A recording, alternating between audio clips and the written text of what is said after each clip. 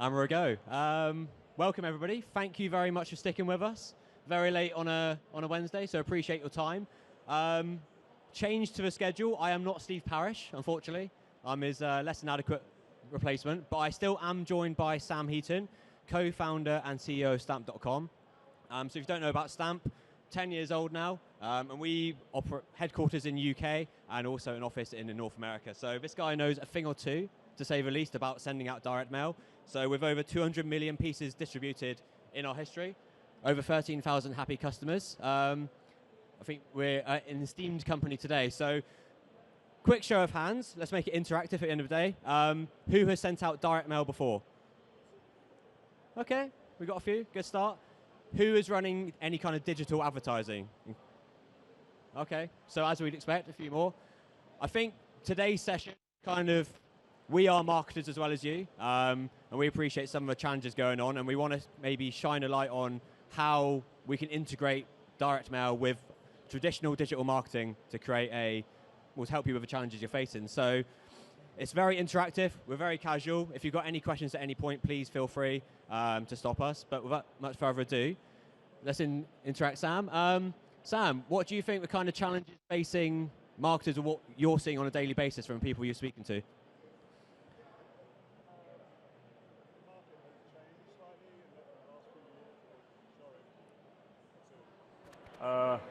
Hello, can you hear me? There we go, sorry. Yeah, I think the market has changed in the last 3 or 4 years, and we're seeing these digital landlords that are controlling massive amounts of media, possibly abusing their position slightly. And if we look at Meta, Google, Microsoft, they're all listed vehicles. They can't expand to any more territories, and they've got to increase their sales by 15% year on year. So how do they do that? Well, they charge more for what you're already buying. And so, we were on a call yesterday with our Google guys, and they're trying to get us to buy top of the funnel. I don't want to buy top of the funnel, it doesn't work for me. It's cheap media that doesn't really work, and they're trying to roll it into packages that are there. So I think one of the big challenges is these digital landlords are sort of looking at AI and trying to package your product, rely on AI for me to deliver you customers. And I think when you look at AI, and it's fantastic what it can deliver, but if you give over power to these digital landlords, are they acting in your interest? And I question that. When you look at AI, there's two mentalities. You can either coach it or you can mentor it. And in that coaching, I think it's like a 4-4-2, squad formation, and you're going to man mark their star player. And when we look at programmatic advertising, it might be that you're doing particularly focused Google ads, and you're controlling the bids, and you're not letting it run away. Mentoring is really where you say, go at it, boys, good luck. And I think doing that and allowing Google or whoever to say, yeah, my AI is going to work for you, it doesn't. We've just seen, personally, we've seen our costs increase year on year. This year we're seeing 40% increase in our costs. And so the real challenge the marketers face is, can we find a new channel that is scalable, that is performance driven, so that we can justify it to our bosses, and it works for us. And I think that's the big, yeah. Yeah, I think you summarised that really nicely. Obviously, we're seeing it ourselves as marketers. We're spending the same amount as we were spending on ads as we were this time last year, but the kind of results are decreasing. And it's how can we be creative to at least get the same for our budgets. In terms of, a few people put their hands up earlier, already sending out direct mail. Can you just raise them again quickly if you sent out direct mail in the past? Okay. And in terms of, if I'm going to put you on the spot as well, what kind of industry are you in? For a client, okay. So your agency? Yeah, okay. No, it's good, thank you. E-commerce, okay. Yep. So I'm obviously we're an e-commerce show, that's very much what we're focused on. In terms of, we spoke about increasing budgets on Google Ads, but with direct mail, obviously talk. I think there's a few misconceptions we want to kind of address right here. I think it'd be useful if you spoke about what's the old way of doing direct mail versus what is, not just for us, but every kind of what's possible.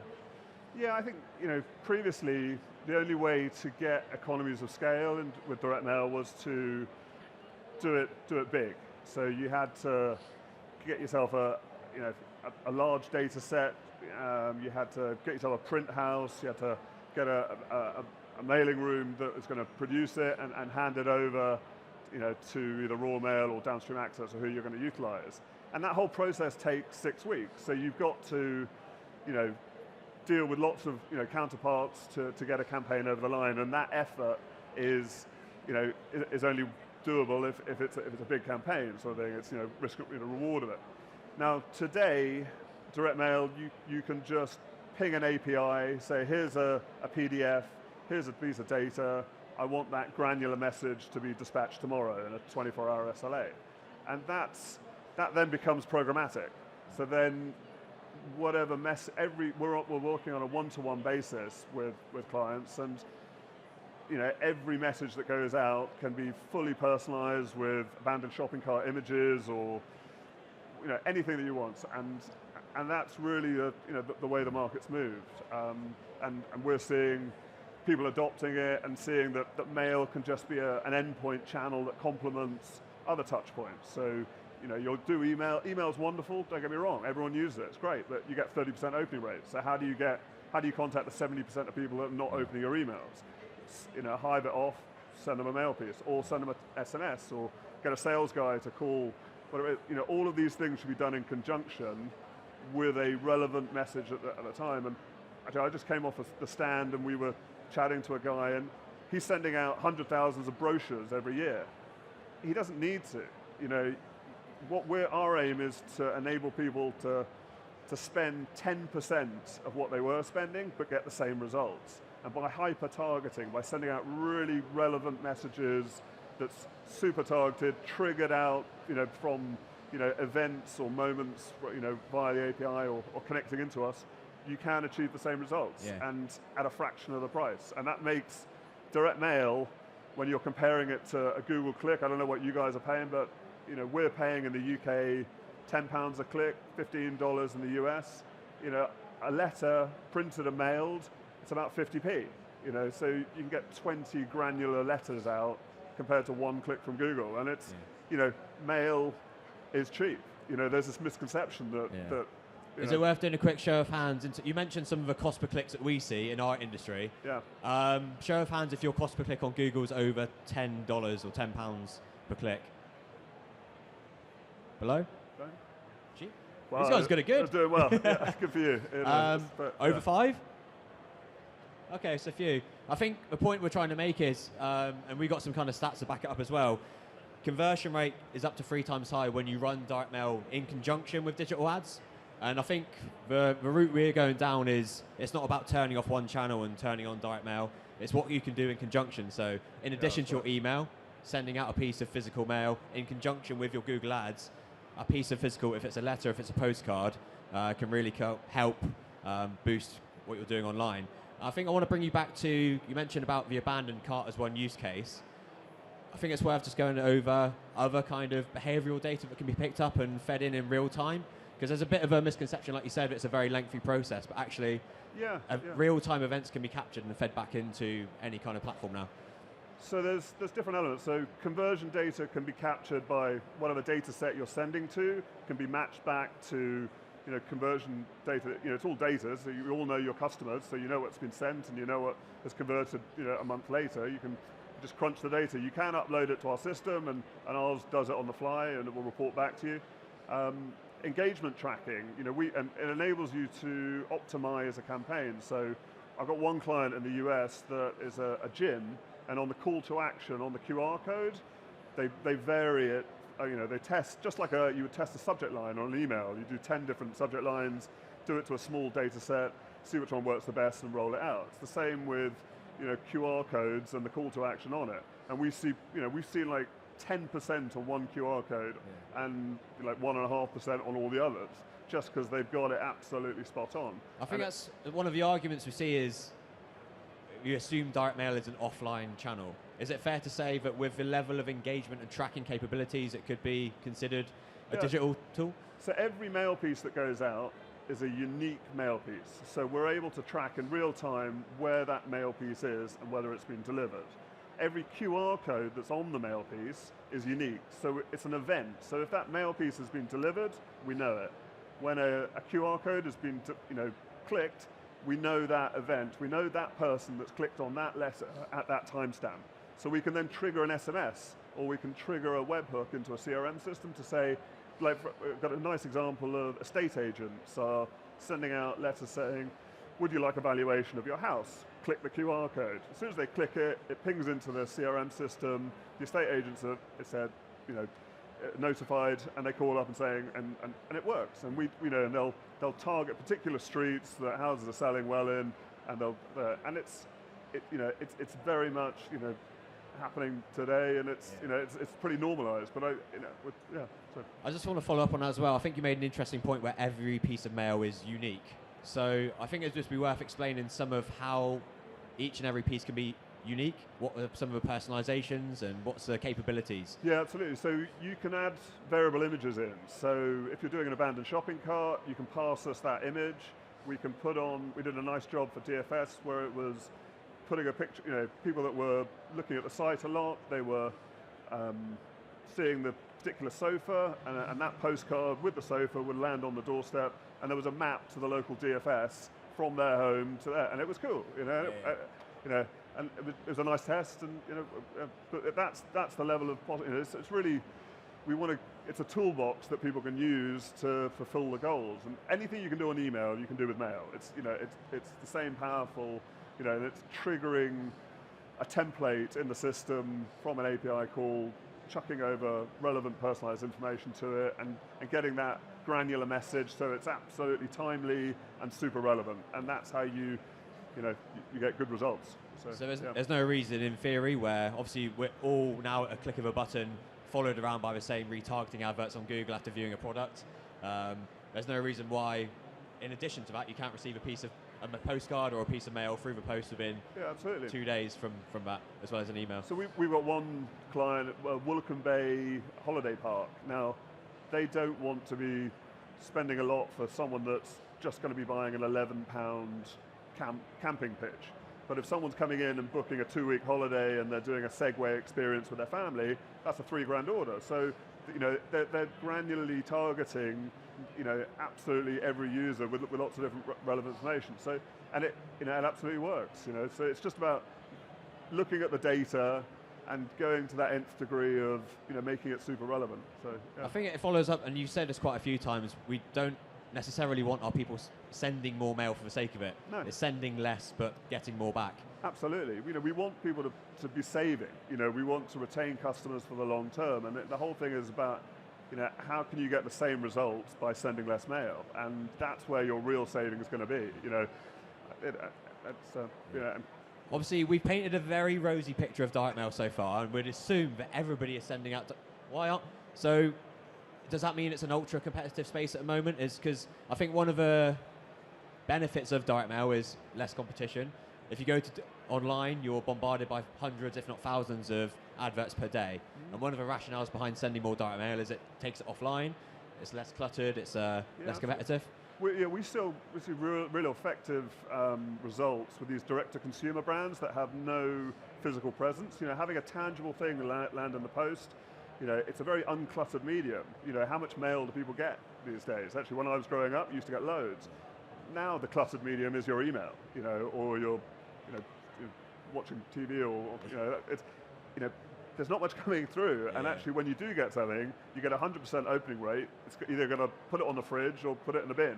So it works, and it's mail has been around decades because it gets results. It's just been kind of forgotten a little bit, and there's this sort of preconception of what you can do with it, and actually it is becoming a much more in line with what we're all doing in every other marketing channel. Yeah. And I think it's that element of personalization as well that will help it stand out. We all receive on a daily basis, I'm sure, some what you classify as junk mail. Yeah. But is there any recommendations you'd give to someone perhaps who hasn't sent any direct mail out before? Like, how do you stand out from a crowd, and how do you make someone pick it up and actually engage? Yeah, a good offer is always going to get a better response rate than a rubbish offer. If you're doing loans with a high APR versus a low APR, but simple things like, a voucher code, a good, call to action to, click people through to a landing page that's relevant with, low touch to get their interest. We know everyone that's clicked. We've got the data already. Anyone that's clicked, we know that person, so we can then thread the next journey. It's top of the funnel stuff, but we're just trying to pique people's interest to move them on to the next stage, and it's I think. Yeah. Is it fair to say, I think in addition to that, whilst sending out offers and voucher codes results in people taking action, like also sending out perhaps just reminder letters and newsletters and soft content which keeps people engaged as a cost-effective form of doing so? Yeah, if you just do one campaign, it's, there's a question mark of whether it's absolutely going to. We see great results of people that do 3 or more. If you're going to do a letter, do a postcard, follow it with a text message, and three touch points, I feel always it hammers it home. If there's a customer that is, a lot of our customers buy leads, and you might be buying a lead for £100 a lead. To send them 2 letters, it's an extra £1. But if you get an extra 4% conversion rate, absolutely it justifies itself. So, it's just doing it once and going, oh well, it might be that actually your message didn't resonate on that day, or people are in funny moods, when they pick up something, or they're busy or whatever it is. So, And I think, just speaking on behalf of clients from ours, we've seen do really well as well, sending out, segmenting their audience into spenders, and maybe the higher spend customers get a more personalized experience. They receive kind of letters with exclusive kind of news, and keeping them engaged as well. So there's ways you can segment your data and give them a different direct mail experience. Some people react better to, let's say, a postcard, some may react better to a letter. Yeah, if one of the big things with e-commerce companies is the customer life cycle. So what are those key moments in a customer life cycle? Welcome, first purchase, repeat purchase, seasonal offers, lapsed customer. So every one of those things should have threaded communications to them, and it's hitting them at those points in time when it's relevant, and you will pique their interest. So that's up to you. Yeah. Cool. So cutting the data is the big thing. Yeah. In terms of, I think it'd be interesting to maybe give another couple of use cases from a e-commerce point of view. Is there anything else that kind of sticks out in your mind of best practice we see from our customers? Simple things. If you're sending a letter, lots of people don't print on the back of the letter. You're putting it in the post, and people just print on one side, which is bonkers. Or add in 3 pages. You can do that. It doesn't cost very much more to do it. But just good, clear, simple, messages. Whenever we're designing websites now, we think about above the fold and not too much text with one clear call to action. It's the same thing. Look at a design of a postcard and think it's exactly the same thing. So yeah, exactly the same principles apply. I don't know if there's anything else you'd say if there's someone who's not sending out direct mail now. Is there anything you'd say what's the one potential blocker, or what you could put their mind at ease and say it's a good idea? Well, I think just the main thing is to test it. We get some clients that come in and they go massive, and they'll oversend, and then they won't get it quite right, and then they'll blame it, say, oh, do a small test. Take a data set of, say, let's say it's 10,000 records. Do 10% of it. Check the ROI. If you're happy with it, next month do a little bit more. Do a little bit more. Just incrementally get comfortable with it. It might be that you switch on one channel of welcome messages, or one thread of leads coming in and how we're going to convert them. That Rome wasn't built in a day, so just do a little bit, get it right, get it working, and then add another one on, add another one, and all of a sudden you'll have 20 different granular messages going out that is automatically connected to your CRM system, and all you're having to do is just top up your balance and looking at the results. And that's all you really want, is that low touch. Just let it roll and see the results. And that's that'd be my don't go Johnny Big Boy. Yeah, I think that's a nice turn of phrase. I think definitely for sure you're definitely vindicating we don't have to send out a big campaign of 1,000 generic to your whole database. What works better is maybe 5 or 10 a day, which are really automated. They're based off customer triggers, so perhaps a customer views a certain web page on your site, perhaps they add an item to their cart and don't check out, and you'd rather have these automated mail pieces going out on a daily, little and often, is a more effective way than sending out 1,000 at a time. Yeah, and that's how you will deliver massive cost savings. If you're doing mail, the future is granular, hyper-targeted, triggered out mail, and that's. I've got a few pre-submitted questions before we open out to the crowd. Hopefully, feel free to engage. What would you say? How reliable is direct mail? What would you answer that? I would say as long as the data is good, the data is the biggest thing that can let down a campaign. The creative next, but if you're getting good data and you've got a compelling offer, it's a no-brainer. It's going to work. There's a reason why we've got thousands of customers using us, because they get it right, they do it month on month, and it works. Yeah. And what kind of formats do you think, especially in an e-commerce setting? Yeah, well, I think there's really two main formats. One is an A5 postcard or an A4 letter printed both sides. And when we put it in a plain windowed envelope, so you don't know if it's a letter from your doctor or if it's an advert that's come through the post. So when you open it, it's you've got an eyeball, and that's what you're looking for. So that eyeball. The reason you're sending it to that eyeball is there's a trigger event behind it, and you're giving a relevant message. So yeah. That's one. Thanks, Sam. Opening up now. Hopefully, there's been some useful insights from there. Appreciate the time, Sam. Any questions from the audience in terms of tips on direct mail? How you can use it to kind of turbocharge your e-commerce? Don't be shy.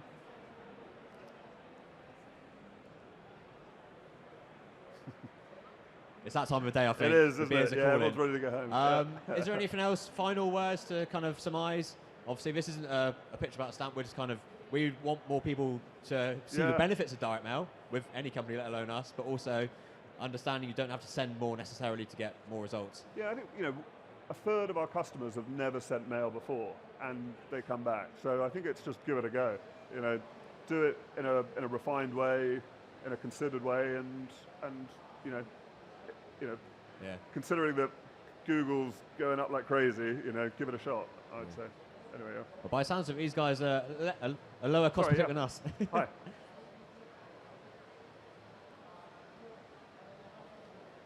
Is it on? Yeah. Sorry. Do you recommend putting in unreachable filters into the segments, as in you haven't been able to contact that person via email, so therefore you contact them via direct mail? Or are you saying that everybody gets the direct mail? Well, as long as you've got the right to send it to them. So if they've registered with you and they haven't unsubscribed and everything else, and it's a permissions thing, but B2B companies, GDPR doesn't apply. It's only consumer. So as long as if they're a registered user and there's a relevant reason to contact them, then I would if they're not opening your emails, that's the perfect person to try and contact. Send them a letter and see if. Yeah, I think that's more what I mean. That you haven't. Do you recommend putting in those unreachable filters to improve the ROI, I guess, of contacting them versus, because it's going to cost you more to send direct mail than it is an email. So do you try to contact the person via email first? If it hasn't worked, you then send the direct mail? Or is there a use case for just sending the direct mail? I think, personally, I would contact them with the cheapest medium first. So I would hit them with email. If they don't respond to that, then I would do it the letter. But it might be a timing thing. It might be a hot lead that actually that lead's going to go cold. So in the UK, a letter will arrive within 2 days. So it's really down to how the data's going to wait. In the US, it takes 5 days for a letter to get there. So for first class and 2 weeks for second class or marketing mail they have. So it's really down to, I would test both, but And do you integrate with Klaviyo? We use Zapier as a middle here. We're just building out a Shopify, a HubSpot, and a Klaviyo extensions. So we had one extension for Shopify, and it was not up to scratch, so we pulled it and we're having to bring it in. We had an agency doing it, and we're now having to bring it in-house. So we hope after Christmas we will be live. So that's what we're working very hard on at the moment. So I might come chat to you, because we're using somebody else at the moment. Okay, great. Cool. Thank you. Any other questions? Go ahead. Hi there. So as a retailer, we're already doing things like abandoned basket emails and even abandoned basket phone calls. Would you consider that still to be kind of like the prime target for a triggered direct mail piece, or what would be your number one go for piece of activity? Abandoned cart, postcards, you can pass that image over to us in a template, so put a relevant voucher code on it so you can track whether that conversion can be attributed to the mail piece. And yeah, 100%. And I would hit those. We see people using us, and they as soon as they get that notification of the abandoned cart, they hit all 3 channels at the same time, and they just go for it because they know there's a hot thing there. I wouldn't wait, and I would absolutely do it. Yeah. So. I might come to you at the end as well. I might come to you at the end as well. Yeah. So with the costs that you're talking about, they kind of compare pretty favourably to the sort of top of the funnel click costs that we would be seeing. Yep. Is there a role for kind of cold direct mail? Is that, or how would that work? I'm never going to turn away an order, but that's how it was done previously. If you've got a data set and you think it's relevant, test it first. I think absolutely it could. Acquisition is a big thing that which we can. Our 2 main things are retention and acquisition, and if you're confident in the data set where you've got it from, and you can get more of it on an ongoing basis, like some guys script company's house that a new company's being registered, and that's a nice. So, yeah, Do you mind if I just? Sort of depends on where you get the data from. Depends where you get the data from. Yeah, and if be very cautious and test it. Yeah. So that's my advice. Yeah. I think if I could add in there, it just goes back to our earlier point of making it as personal as possible. Obviously, if you're buying in data or you're going in cold, it can be quite hard to give that really tailored experience to someone. But there is ways. Just to give an example of we sent out to political campaigners pre-election, and we were able to get as much data about them as possible and send out them personalised fields. So we were able to include in the postcard we sent out the number of constituents in the area, the number of households, the name of their constituency. So we sent out to every single constituency in the UK what looked like a very personalised card, even though we'd never interacted with them. So if you can make it as personal as possible with obviously the limited information you have, that will help them then open up and then kind of engage with it. So obviously that's a challenge, but it's where you can also be creative. And it is so possible now to add these custom and personalised fields to do so. Yeah. Thank you. Hi. Do you see a greater success level in sectors, particularly retail where we work, in sectors that have an older age demographic? Merely because I guess there's a history of direct mail and people are an older generations, I don't know how I define that, but 40 plus, should we say, even 50 plus. There's 2 actually. The younger generation are not used to getting mail. And they're actually very surprised when they get a mail piece because all their bills are online, and actually something hitting the doormat, they're like, oh right, this is it piques their and that's what you want.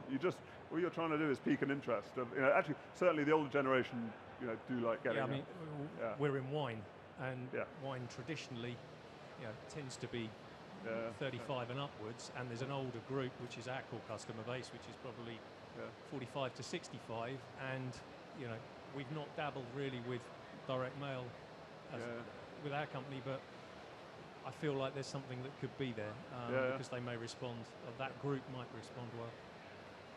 Yeah, and I think just to add into that point as well, it's how can you make that a unique experience? If someone's not used to receiving mail, sending out perhaps a greeting card or something, or being really creative with what you send out, what the content includes, will really make it a nice experience for them and help it jump out. So I think the best campaigns we see, it's something a little bit maybe different. And actually we see a lot of our business is about people driving reviews. So they've received a product and it's review the experience. Here's a voucher code, and please give us a review on Trustpilot or wherever it might be, or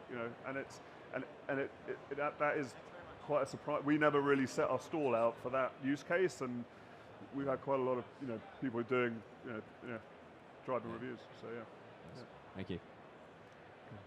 We're getting the curtain signal from the. No, thank you very much for listening in. Hopefully you learnt a thing or two. And thank you, Sam, for imparting some of your knowledge. Yeah, thank you all. So, we're here obviously for the rest of today and tomorrow on, I think, D52 over on the left-hand side here. But yeah, thank you so much for listening in. Cool.